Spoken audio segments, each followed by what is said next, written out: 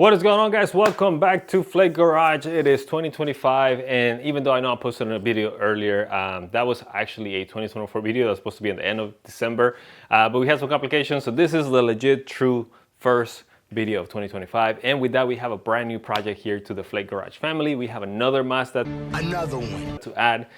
If you've been following the channel for a while, you knew we had a Mazda 3, and it was a great car. It had great handling. We didn't have any issues with the engine or anything like that, and the transmission also felt great. We had some minor cosmetic things here and there, but nothing enough that would cause concern. But because we love that car so much, I love the handling of it, it felt great.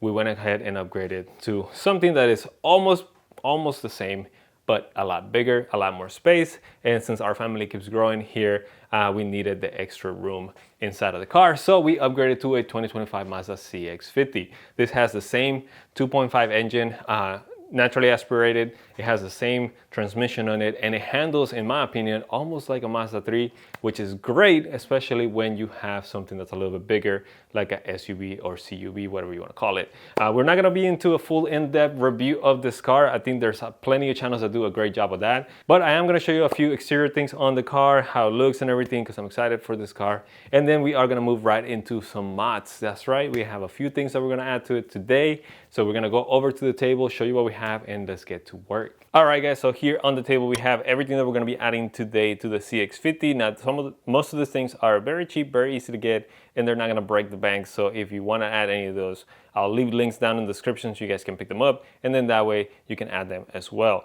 And starting from the right to the left, we have a set of coasters. These things are very cheap. It comes as a kit of coasters for pretty much any cubby hole that you have in the car. And we're going to run through them and show you where each of them goes. And then right next to that, we have a tow hook license plate relocation kit.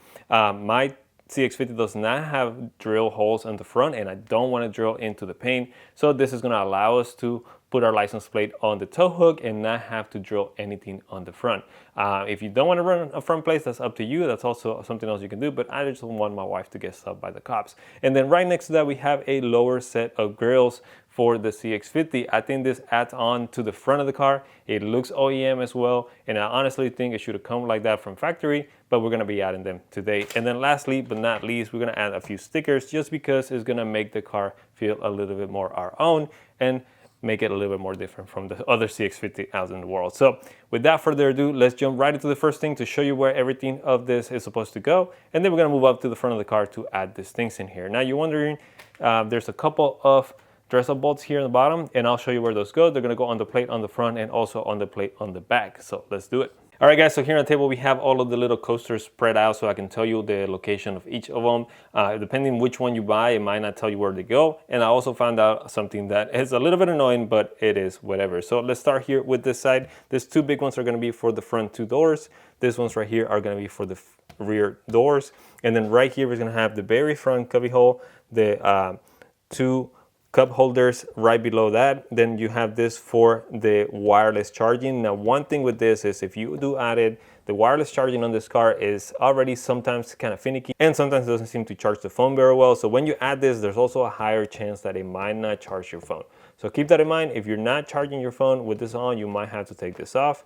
And right here, we're also supposed to have the rear cup holder. But honestly, this is just way too big. It just doesn't fit in there. I don't know if this was maybe an Asian model and there are a lot bigger cup holders there or what's going on with that, but this one doesn't fit. And then also this one, no idea where it goes. There's not a space that looks this big in the car where I could fit it, at least not that I could see. So if you guys know where this one goes, let me know. There's a couple other kits I've seen that doesn't seem to have this too, or at least definitely not have this one. And this one might seem a little bit smaller. So maybe that's the kit to go with. But if you get this one, that might be two issues that you don't know where to put this ones. All right, guys, so here we are looking at the front of the CX50, and this is exactly where we're gonna put our new grills. This is gonna protect this a little bit and make it look a little bit better.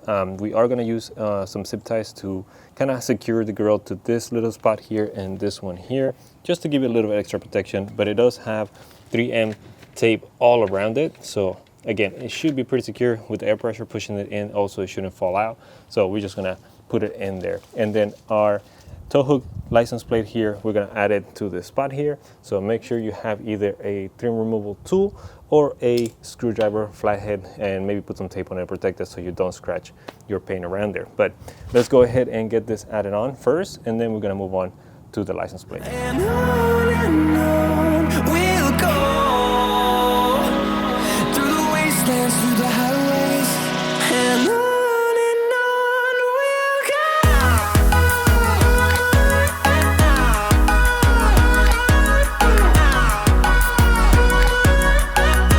And there you have it, guys. Look how that looks. I think it looks awesome. The only thing I did not pay attention to, or I didn't notice at least, is the fact that the bottom is a little bit more on the glossy black compared to the top. My top here seems to be a little bit more on the matte side, at least when it comes to the actual grill. This is a little bit more glossy, even though it's a little bit dirty right now. So, but either way, it doesn't look out of place. So I will link you guys if I can find a matte version. So if you want to keep it exactly the same, otherwise I'll just link you to the ones that are a little bit glossy. But yeah, I think that looks awesome here in the front. It's looking great. So we are going to move on now to the license plate relocation kit here. And like I mentioned earlier, make sure you have a trim removal tool. That way you can just kind of put it in there and push it up, and this should just pop out. Super easy. Then we are gonna go ahead. I had this just mocked up so you guys could see how it looks, but I'm gonna take this off and then put this in here. Now this is a 17 millimeter wrench, I believe, here on the back. So we're gonna go ahead and pull that out, and then we're gonna put this in.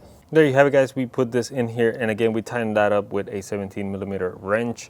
It's not gonna move in. You don't have to super tighten it. It's not gonna come out. I mean, this doesn't move anymore here. So now we're gonna move on to the rest of it. The kit does come with everything included to put this on. But again, I'm switching just the bolts here and adding some dress up kind of bolts. You will have to, if you go this route, use the bolts that came with it, because if you use the ones that are from the dress up kit, they are a little bit too long. And then right here on this area, this gets a little bit too close. You might scratch your paint, so be careful with that. Don't use those longer bolts, or cut them up if you want to use them. I'm going to use the shorter ones and just put the dress up kit on it. So it looks a little bit cooler or whatever. Now the other part of it is this. It does come with the Allen wrench, like I said, and everything. I would suggest you add some blue Loctite to the threads here, just so it doesn't come off or start twisting or anything once you get it nice and tight.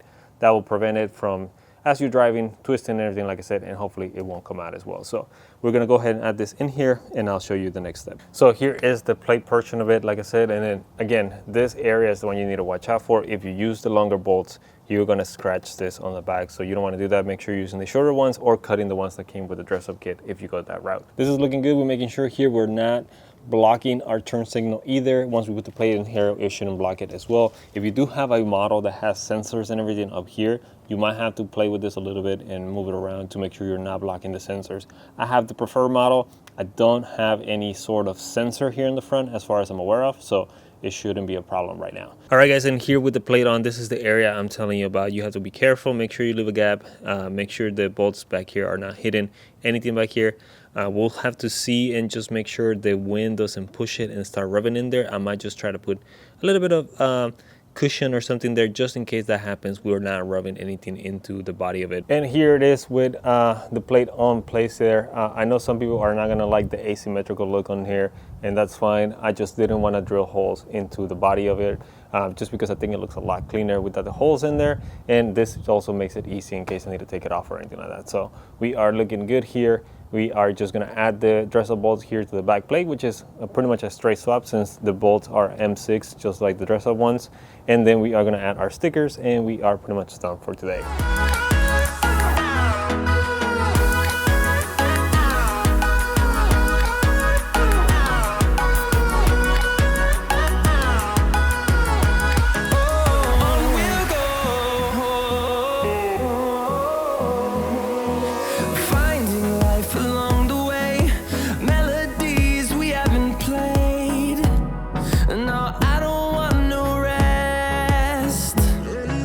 Echoing around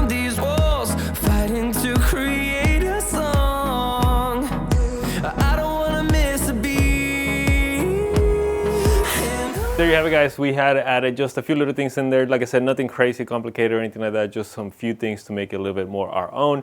But I will give you a little sneak peek of some of the other stuff that's coming into this car as well. And here on the table, we have a sneak peek of what's coming on for this car. We have a bunch of light upgrades in here, as you can tell.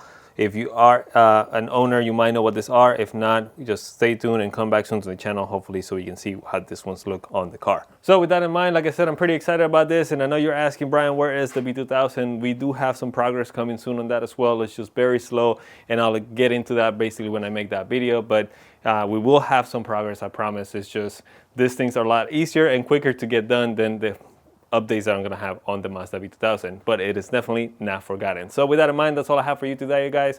Thank you so much for watching. Thank you so much for following the channel and being a supporter. Hit that like button, hit that subscribe button. Hopefully we'll see you guys on the next video. Bye.